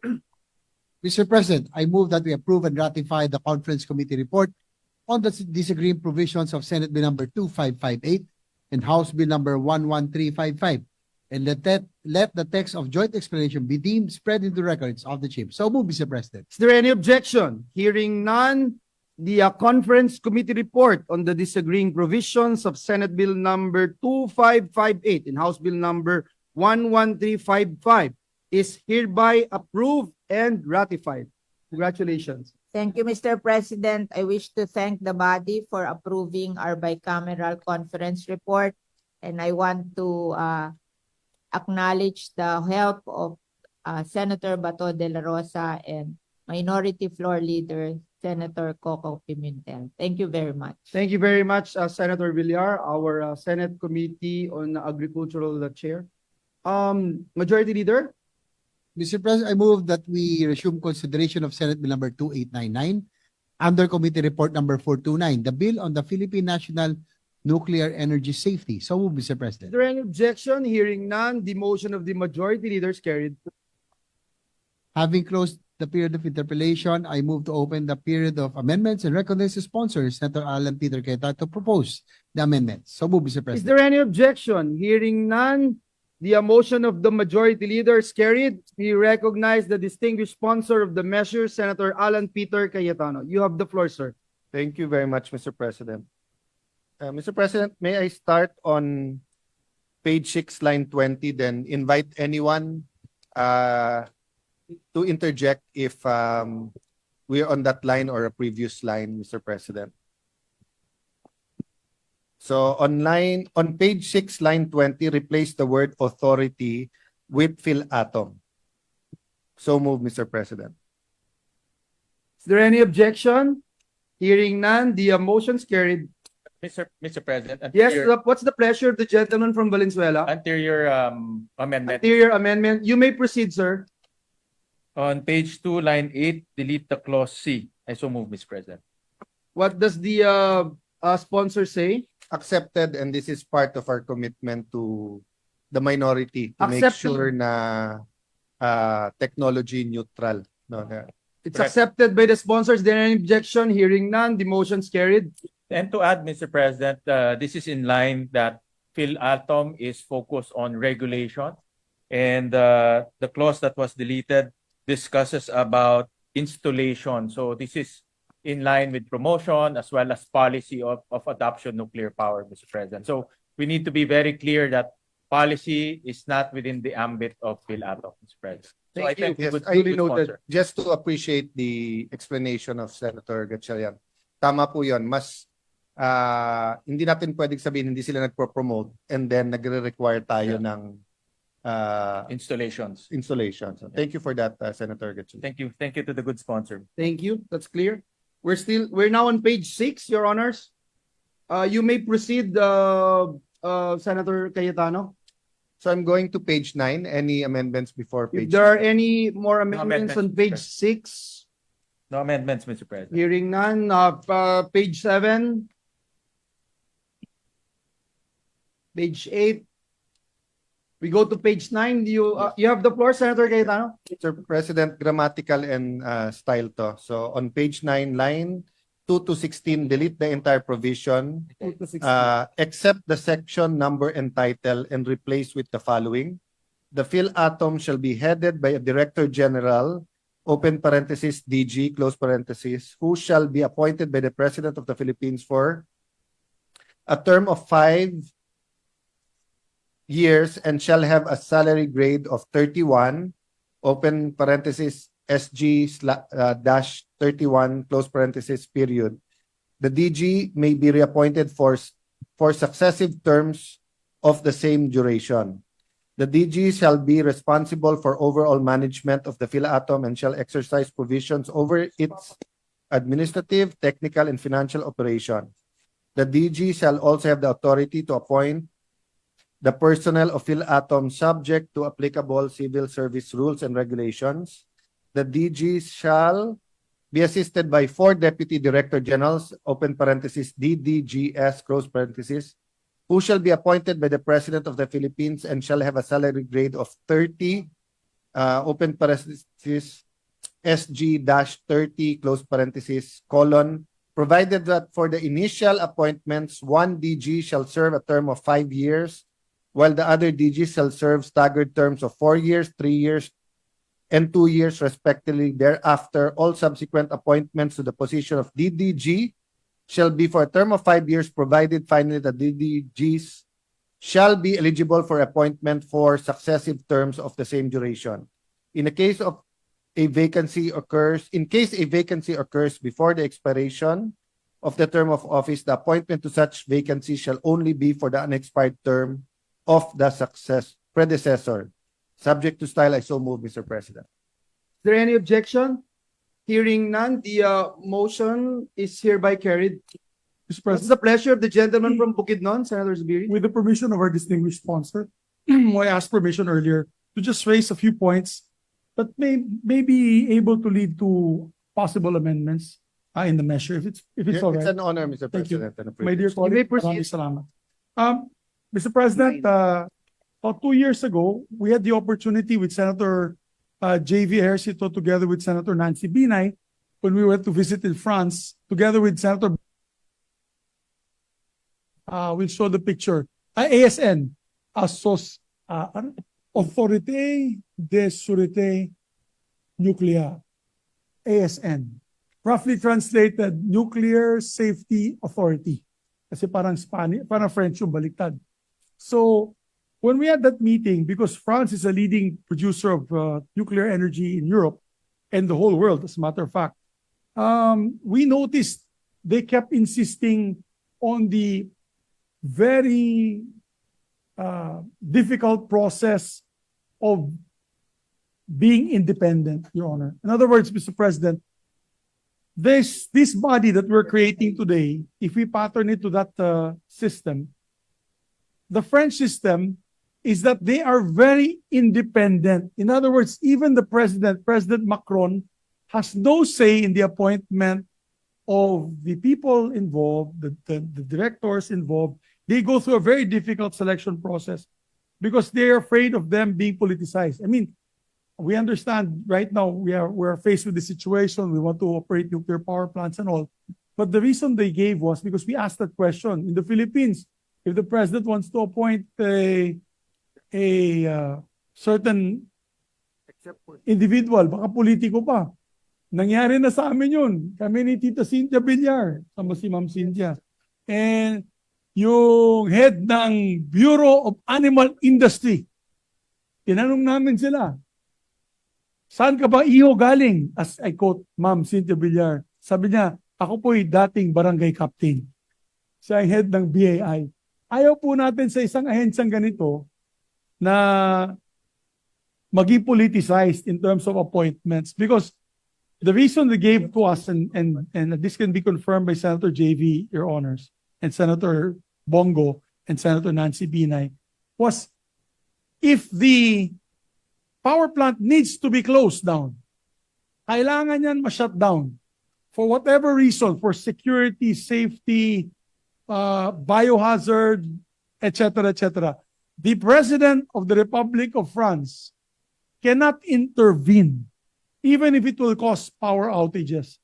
They cannot intervene. It has to be an independently decided process within that group ASN. They have the power to shut down. They also have the authority to give for the turning on or switch on of the power plant after they've deemed it safe to the public. So yun lamang po ang position. I'm just a manifestation, Your Honor, no, Senator Cayetano. I'm not here to delay the process. But maybe later on, once we pass this measure, let us look at it and maybe amendments can be made later on how we can even strengthen it further. Kasi baka naman barangay captain ulit ilalagay dun sa members of the board. There has to be a very strong and strict security selection process para hindi po ma-politicize. Well, Mr. President, let me first confirm and agree with your learnings from ASN. Yung trend talaga worldwide, even the IAEA,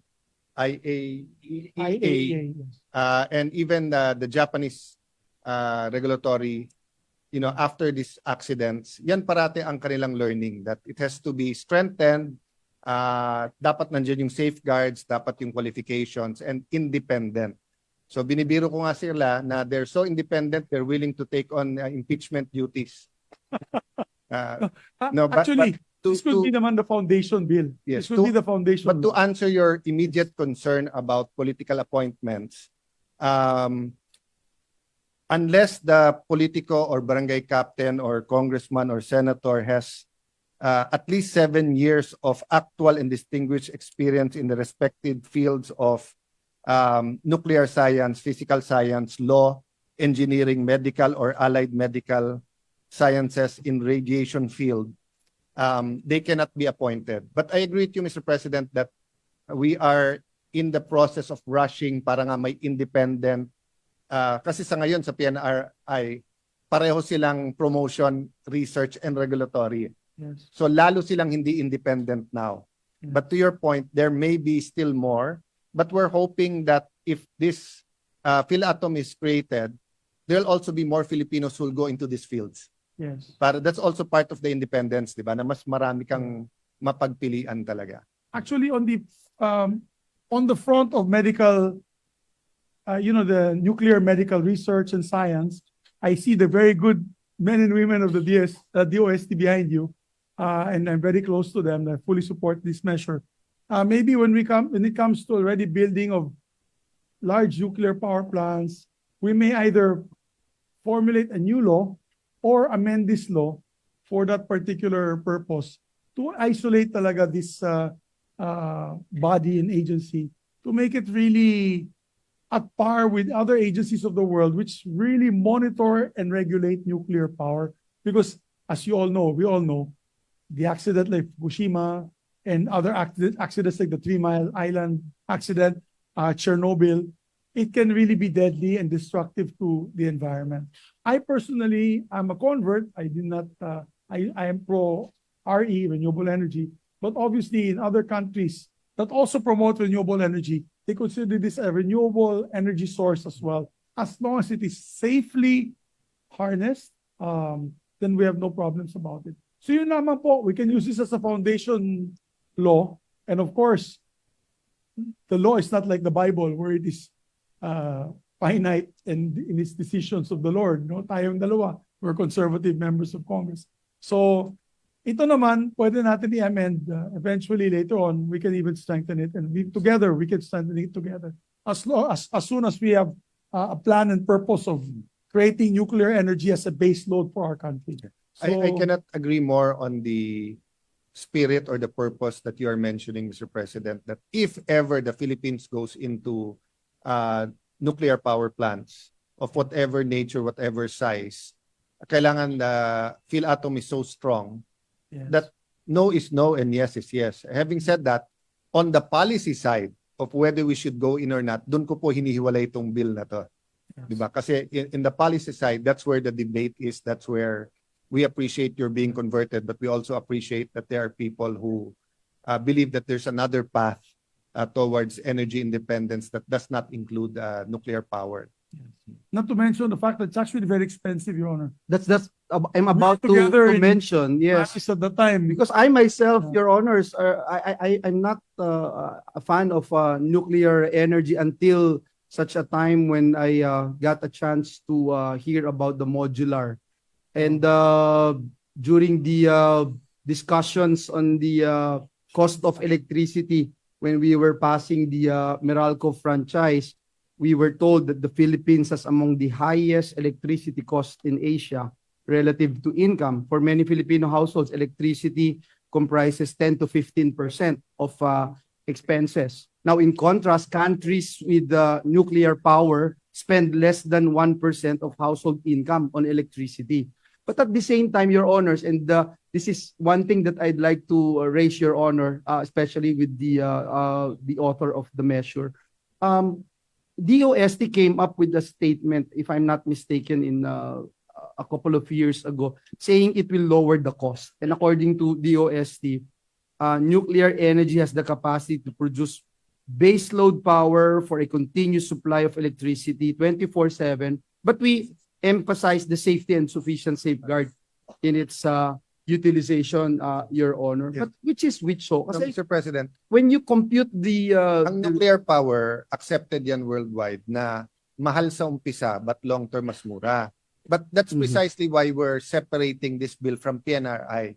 Dahil sa PNRI, kasama sa research, they have to promote it. Yes. Pero may conflict kasi kung yung nagpro-promote, siya nagre-regulate. Kasi bakit niya ita-thumbs down kung siya, or even if pumasa ng regulation niya, kung siya nagpro-promote, magdududa tayo, it's the best option. Having said that, Mr. President, there's new technology every day. Diba? So, someone was showing to me na yung isang Pilipino na invento na niya yung sa solar, na kahit na hindi direkta sa rays, pero dun sa ultraviolet. So, you know, I was intrigued in looking into it, but there's new technology every day. But having said that, Mr. President, from the PET scans to the X-rays, diba? Lahat yan may atomic or nuclear power. So, we do need a regulatory body that will look into it. No? So, I am tempted to answer or call the experts, no, whether it's Senator Win or former Senate President Migsubiri, because precisely they did the research. But again, I want to stick that the regulatory body has to regulate. They Yes. shouldn't promote. Yes, and I see Yusek Ted Gatchalian behind you. So I trust his wisdom and judgment. Yes, Mr. President, I have Senator no Speaker. further questions, and Yes. we congratulate the good sponsor for the Thank you. measure. I think this is a long time coming. This bill is really needed to be able to assist the DOST in their regulating of Thank all you. these. Right now, we're all these medical equipments, all these smaller nuclear devices that are being used in our country, Your Honor. So, maraming salamat. Mabuhay po, Thank Senator. you, Thank you. former Senate President. And Thank just to you, give Senator Zubin. credit where credit is due, Mr. President, I'm not the author. The authors are Senator Ramon Bong Revilla Jr., Senator Win Gatchalian, Senator Escudero, and of course, anyone who wants to be a co-author. Thank you, Mr. President. Thank you.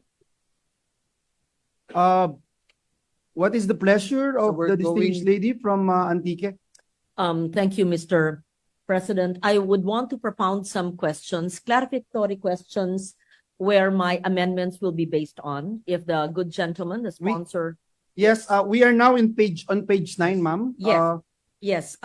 Earlier, I Please proceed. asked the sponsor if he would be willing to answer Yes. some questions, You'll be an because honor, I am madam. grateful that he approved or accepted many, if not all, of my recommendations for amendments. And so, just like Senator Zubiri, I wanted some clarificatory questions, which may It's not an be honor, part. ma'am, especially your Yes. work on ecology and Yes. environment. So your input is always welcome. Thank you. Thank you. Thank you very much, because this is really groundbreaking. It's pioneering.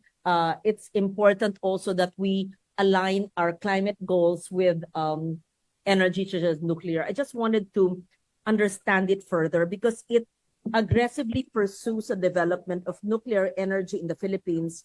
It actually sets a target, if I understand it correctly, of up to 32,000 megawatts by 2045, right? Installed capacity Madam, already by that's then. the advocacy in the House. Yes. But we took it out in the Senate. So Senator Win proposed the amendment because conflict nga na maging Yes. regulatory, then you will push a target. Very good. So that is actually part of my amendment as well. And I was wondering, you said it yourself, it was supposed to be regulatory, but we're setting a target already. It's like an implementation when we're just starting for regulatory. So thank you for for saying that. The record will reflect that both Senator Win and Senator Loren moved to take that out. Yes. So I just wanted to understand, because how will we be assured that nuclear installations, assuming this platform will recommend in the future that it's actually good,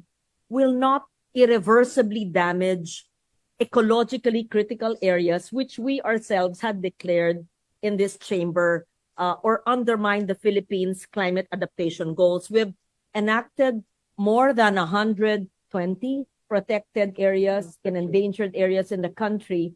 How are we sure that this nuclear installations will not affect these vulnerable or critically endangered areas, Mr. President? Yes. So the answer is in 3 levels. First, the PhilAtom will not recommend. So they will just wait for applications. Secondly, instead of which came first, DNR, them, when there is an application or when the executive department says we do want nuclear energy, as the interpellation by Senator Coco and Senator Risa yesterday, from start to end, may approval ng PhilAtom, and part of that approval is with the DNR. Now, one of the third level is the assurance that because of the high energy density, very, very small yung footprint kung meron man nuclear power plant. But having said that, not to get ahead of ourselves because they're not supposed to be promoting it, the DNR will be part of the process, ma'am. So if there are laws or regulations protecting certain areas, but personally, ma'am, yesterday I was saying we shouldn't insist on an LGU who doesn't want a nuclear power plant in their area. I like to hear that. You need the I'm glad community sponsor support. saying that. Yeah. Yes, the state or any agency cannot force an LGU or a community, for that matter, to accept if it is a policy of the state. Yes. Correct. So in fact, Yes. yourself and Senator Risa are proposing the protection for the indigenous people and the Yes. and their land. No? Precisely nga kasi na bullying happens not only in high school, in elementary, di ba? When you have a national government that has good objectives, not bad objectives, which includes lowering power cost, making sure that we have reliable power sources and the distribution, we can tend to bully communities into accepting certain power plants. But personally, for me, they should want it, they should accept it, it should be a community decision. And the DNR or the environmental impact assessment, all the mandated processes must be observed. Yeah. Whether So, as the safe- EIA, ECC, Yeah. all of that. Sorry, ma'am. Actually, nasabi niyo na rin. So, yung ECC requirement right And now, EIA before the yes. ECC. So, the ECC, they require the stakeholders agreement. Yes. So, to anyone who's watching now and they will ask na, may dagdag ba dito na, na ganito approval, ganyan. No, it's built into the present system now. Na hindi ka dapat basta't bigyan ng ECC kung yung stakeholders dun sa lugar walang acceptance. And katulad nito, no, nuclear energy is, a different level of long-term commitment, di ba?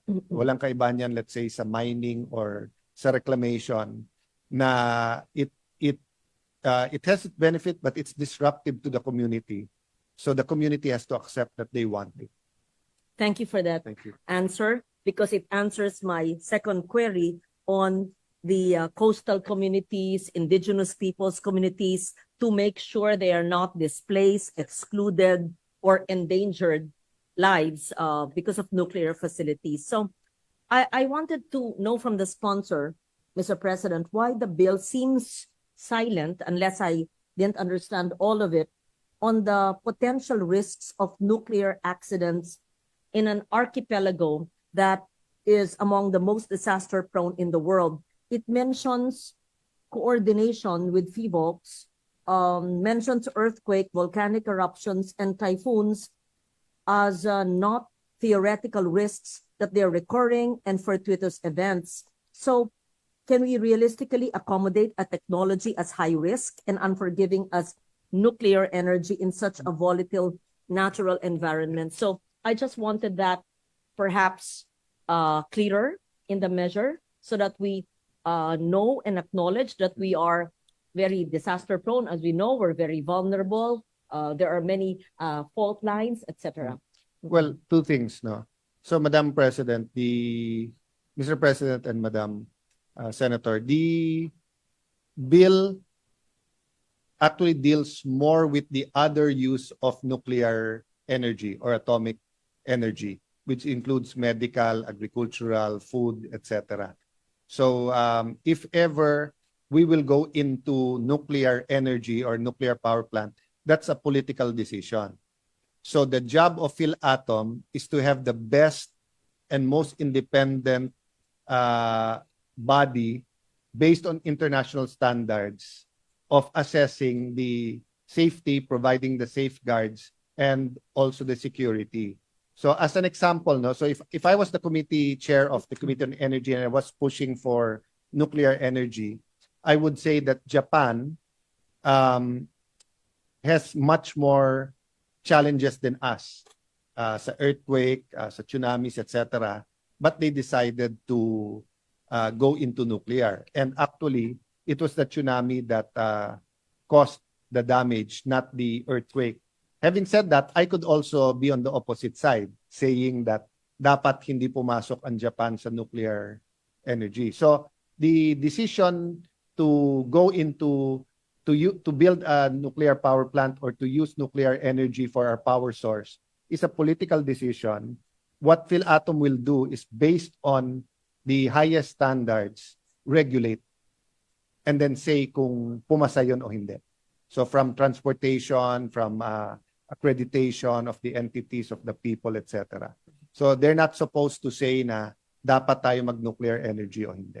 But under the present setup, that's the present setup. PNRI researches, promotes, but they also regulate. So may conflict yung present ngayon. Noted on that, Mr. President. So I would like to know more about the capital investment required for this nuclear energy development. What safeguards are in place to ensure that our consumers will not ultimately shoulder the burden through possible hidden charges, subsidies, or long-term debts disguised as public interest? How will PhilAtom deal with this? Is there a provision? Perhaps you could help point it out to me. Are So, there Mr. limitations? President, the House was providing, lobbying or their stand was to get it from the universal charge. but we're going to take that out, and basically it will be through the GAA. But we will allow PhilAtom to retain earnings from permits, licenses, etc. No, so in the same manner that yung FDA, who now DOH FDA looks into the use of X-rays, PET scans, etc. Ililipat na ito sa PhilAtom. So they'll be part of their income. You were mentioning, Mr. President, about a possible amendment on taking it out Yes, of the universal charge, because yes. that was part of that's our amendment. Yes. It's So accepted. sorry, I just didn't see in Yes. my piece sino mang mga amend, but we That's my amendment, yes, Mr. yes. President. We will accept that at the proper time. Thank you.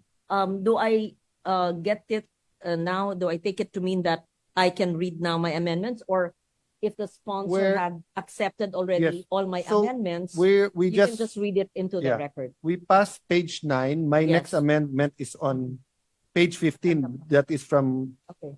Senator Legarda and Ontiveros. So if there's no amendments from page 9 to I think Senator. Page 15. Yeah, we're still on page 9. So no amendments. The gentleman has the floor, Senator Gatchalian. I just wanted to thank the good sponsor for allowing me my clarificatory questions and for accepting all my amendments. Thank you. Thank and you, Thank you Senator also for Legarda. your staff for coordinating the amendments. So we are now on page 15. Sorry, Mr. President, I have Senator Gatchalian is recognized. on page 12. Page 12. This is an amendment from our majority leader, Senator Tolentino, who's this is his suggestion earlier on new technologies. On page 12, line 12, after the word management, insert the phrase including in the latest technology, such as small modular reactors and micro modular reactors. I so move, Mr. President. What does the sponsor say? Don't say you, pwede. We'll accept, Mr. President. Is there any objection? Hearing none, the motion's carried. We are now on page 13, page 14, page 15. Page 15, Mr. President. Yes, you're recognized, Senator Gatchalian. On page 15, line 4, delete the clause G, Mr. President. And yes, Mr. President. Same ba yan? Delete the clause G. Line 4. Mr. President, for the record, that's also the amendment of Senator Legarda and Senator Hontiveros, and we accept. The author is accepting it. Is there any objection? Hearing none, motion's carried. Mr. President, just to quickly explain my amendment, Mr. President. But Mr. President, our direction has always been to lower down electricity costs for our consumers. And I understand the objective of this clause. However, it might have an implication in terms of increasing electricity prices in our country, Mr. President. The amount might look small, but in power, there's always a domino effect, Mr. President. So to be consistent with the objective of lower down electricity costs in our country, we propose to remove this, Mr. President. And I thank the good sponsor for accepting our amendment. Thank you, Senator Gatchalian. Mr. President, and the discussion with Senator Gatchalian that it should really be in the GAA para ma-monitor is a win-win amendment. So I thank him for that. Mr. President, on the same page from Senator Legarda and Senator Ontiveros, as discussed by Senator Legarda a few minutes ago na yung accountability dun sa expenditures, after subsection H, so magiging subsection ay ito, PhilAtom shall submit to Congress an annual report detailing its financial operations, including the receipt and utilization of all funds, grants, foreign donations, regulatory fees, and other income. The report shall likewise include its organizational targets, measurable performance indicators, and actual accomplishments for the preceding fiscal year. Such report shall be submitted not later than March 31 of each year and shall be made accessible to the public through publication on the official website of PhilAtom. So move, Mr. President. Any objection to the proposed amendment? Hearing none, amendment is approved. Distinguished sponsor. Mr. President, page 16. The gentleman may proceed.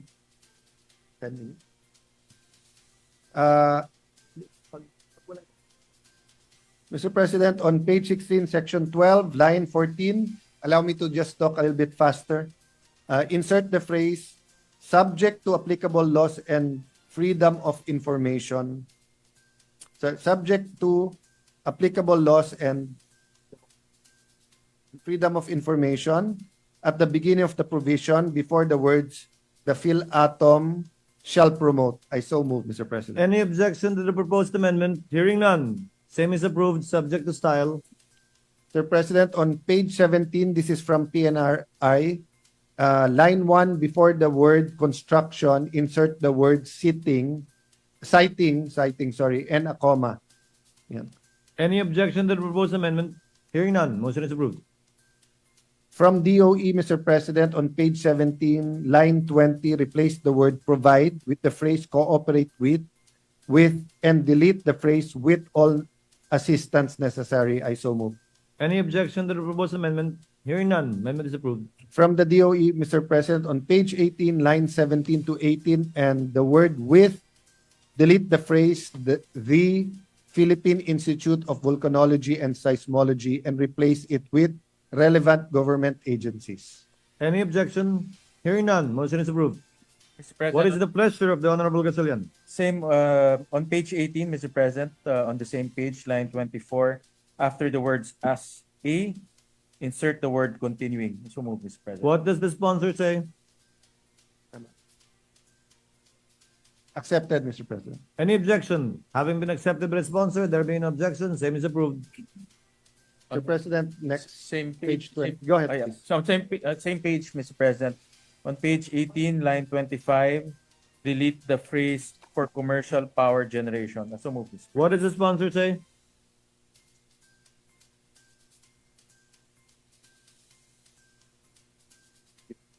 We accept, Mr. President. Having been accepted, there being no objection, amendment is approved. On the same page, page 18, line 26, after the words by the operator, insert the phrase on a monthly basis. And so move, Mr. President. What does the sponsor say? Accepted, Mr. President. Having been accepted, there being no objection, same is approved. Mr. President, on the same page, page 18, line 29, replace the phrase may be adjusted with may be adjusted by Phil-Atom. What does the sponsor say? Accepted, Mr. President. Having been accepted, there being no objection, same is approved.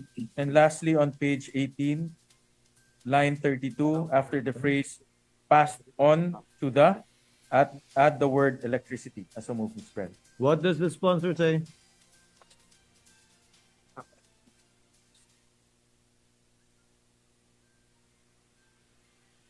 No, but yung last. No. Did you hear it?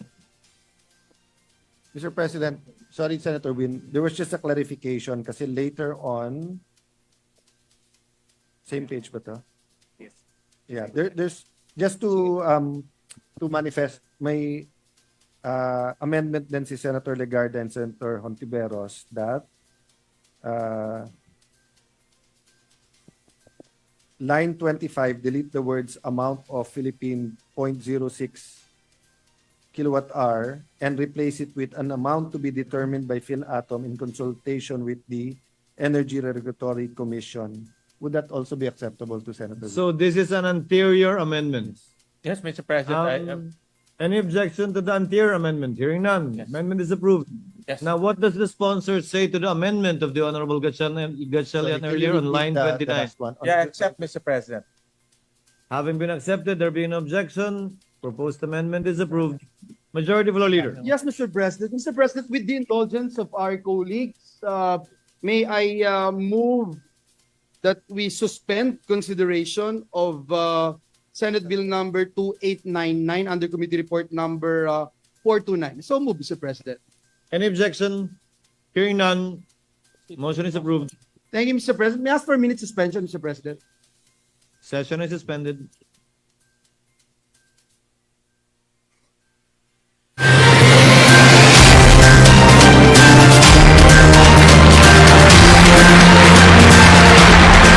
Okay, so mga kaibigan, yan po naging kabuuan ng ating itinunghay ngayon sa ating Thursday edition ng programang Tropa. At syempre yan po ay part 1, no? Yung pong ginagawang session ng Senado, no? Unang una yung kanilang mga ipinasang batas, pangalawa yung kanilang mga inaprubahan na mga pondo, no, budget para sa mga LGU tulad nung sa may Sarangani daw kulang ang mga state universities. So totoo naman, actually sa isang lungsod dapat talaga may mga malalaking school, no, lalo na ang mahal sa mga private school, no, na talaga naman sa hirap ng buhay, lalo na yung ating mga kababayan na ang sinusweldo lang ay minimum wage, mahirap para magpaaral pa ho sa kolehiyo, no, lalo na pag private school. Pero yung mga state university, siyempre sa mga LGU yan, mura lang, no?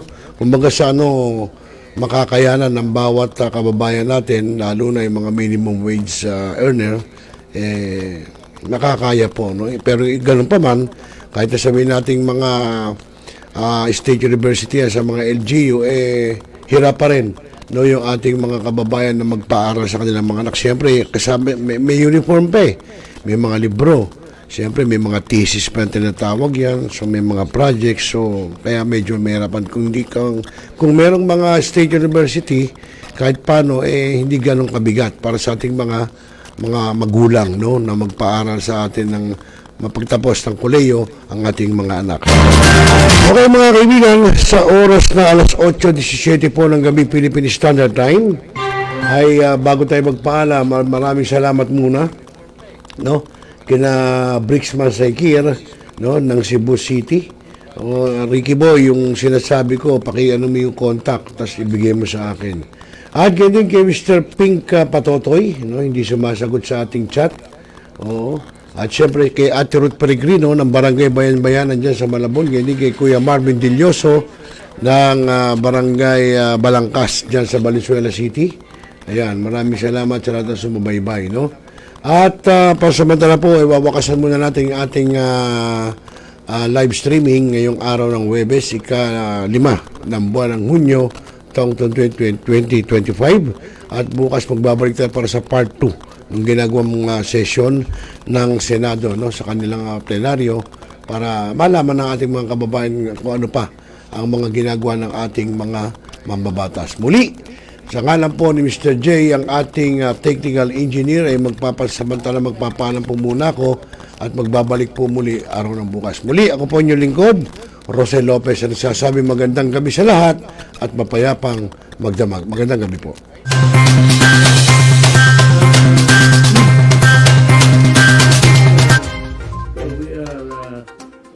Talakayin. Biggest destruction of dangerous drugs worth 1. Rebisahin, opinyon, malawakin, aksyonan. Kasama si ROCEL Lo Pez, ang inyong katropa sa pagbabalita. Dito lang sa Millennial Online TV. Tutok na mga katropa! Responsable ka ng gun owner? At mahaba ba ang iyong pasensya? At hindi ba initin ang iyong ulo? Alam mo rin ba ang batas hinggil sa pag-iingat ng baril o firearms? Kung hindi, A responsible gun owner. Are you a responsible gun owner? Are you a responsible gun owner? Are you a responsible gun owner? Are you a responsible gun owner? Are you a responsible gun owner? The PNP Civil Security Group would like to advise all firearms holders to renew their license to own and possess firearms and firearms registration within 6 months before its expiry date.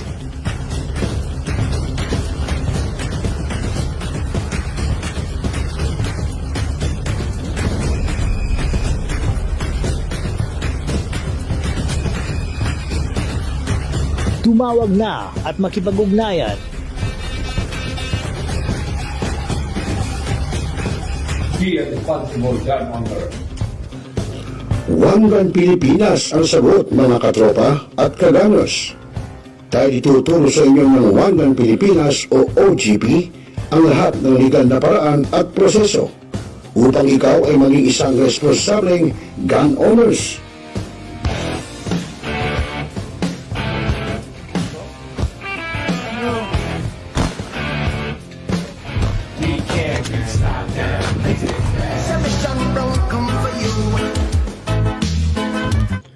Ano pa hinihintay nyo mga ka-gunners? Sali na sa Wandang Pilipinas ngayon na!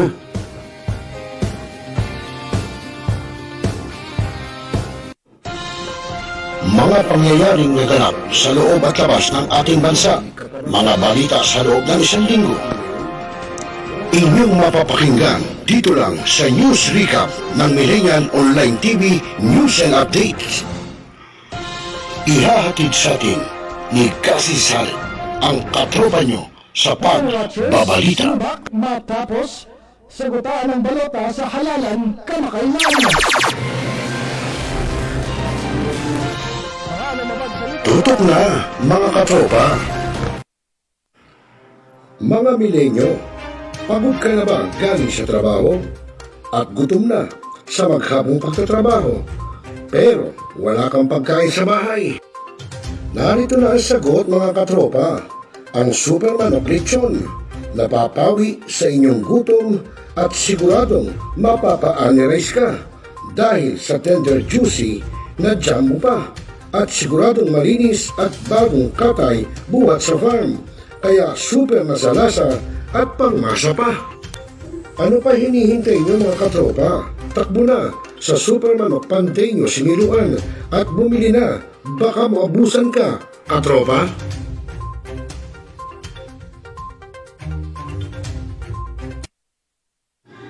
Barangay, pangunahing unit ng pamahalang lokal kung saan dito pinag-uusapan ang bawat sigalot ng mga residente ng bawat barangay. Dito rin pinag-uusapan ng mga piling halal na opisyal na barangay ang mga proyekto para sa kanilang barangay. Kumustahin natin ang panunungkulan ni Kapitan dito sa Dalo Barangay sa Millennial Online TV Worldwide, ang katropa ng bawat barangay. Ating tinatapos ang ating pagpupulong. Maraming salamat po sa inyong pagdalo at tapos na po ang ating session. Enjoy na po tayo. Hanap mo ba ay Unwind Ventures? Tara nang mamangha sa mga tanawin.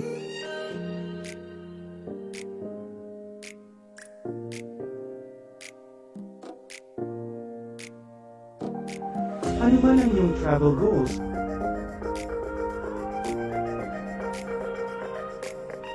Dadalhin namin kayo.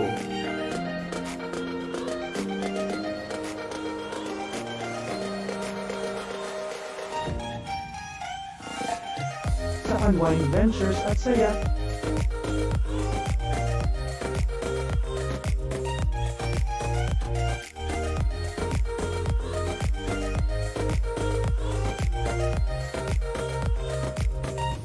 Dito lang sa Wow Biyahe.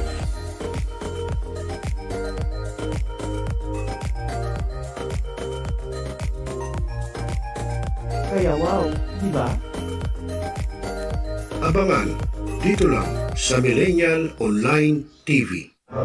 Hi, this is Hilary Gadon. Nananawagan ako sa ating mga katropa, no? At mga kaibigan, mga kababayan na palaging tumutok sa Millennial Online TV. At yan ay pinangunahan at yan ay pinangangasiwaan ng aking kaibigan na si Rocel.